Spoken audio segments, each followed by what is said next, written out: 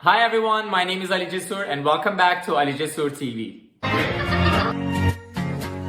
Alright, so this week I played the role of Sherlock from the show Sherlock, who was played by Benedict Cumberbatch. As we all know, he did a fantastic job. This character is a genius, he talks really fast, and I don't want to get into how brilliant he was. But before we jump into what I did for the role of Sherlock, let's hear some fun facts about Benedict Cumberbatch. Here's something really interesting. He was once held at gunpoint and kidnapped in South Africa. They tied him up, they threw him in the car boot, and then in the middle of nowhere, they just released him and let him go. Nobody knows who they were and why they did it, but this is something that happened in his past. He ate 4,000 calories per day for his role in the movie Star Trek Into Darkness. On the contrary, he lost so much weight for the role of Sherlock, he said. One night, when the paparazzis were outside of his house, he stepped out of the house with a sign that said, "Go photograph Egypt and show the world something important."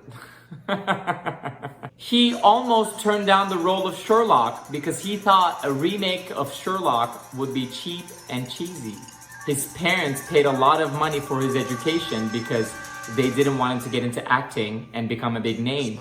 Because in the slave trade times, their ancestors were slave owners. So his parents were scared that if he became big, this would actually hurt him at the end because they thought that the descendants of the slaves were gonna find him and do something about it.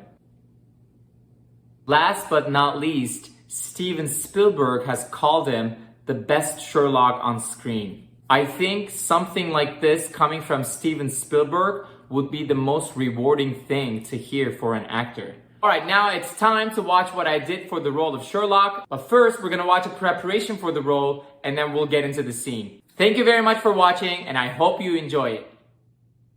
What is it? Figure it out. What is it? What can you do, Mr. Holmes? Go on.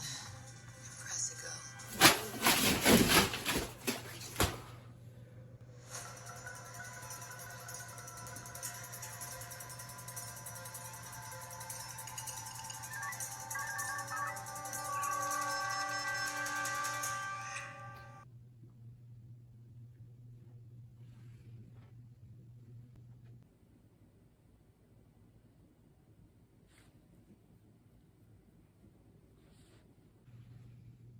There's a margin for error, but I'm pretty sure there's a 747 leaving Heathrow tomorrow at 6:30 in the evening for Baltimore. Apparently it's gonna save the world. Not sure that could be true, but give me a moment. I've only been on the case for 8 seconds.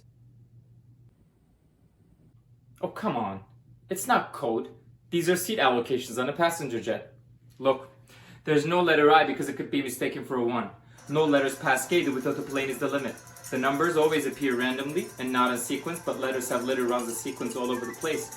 Families and couples sitting together. Only a jumbo is wide enough to meet letter K or rows past 55, which is why there's always an upstairs.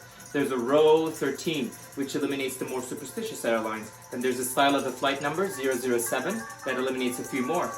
And assuming a British point of origin, which would be logical considering the original source of the information, and assuming from the increased pressure on you lately that the crisis is imminent, the only flight that matches all the criteria and departs within the week is the 6:30 to Baltimore tomorrow evening from Heathrow Airport.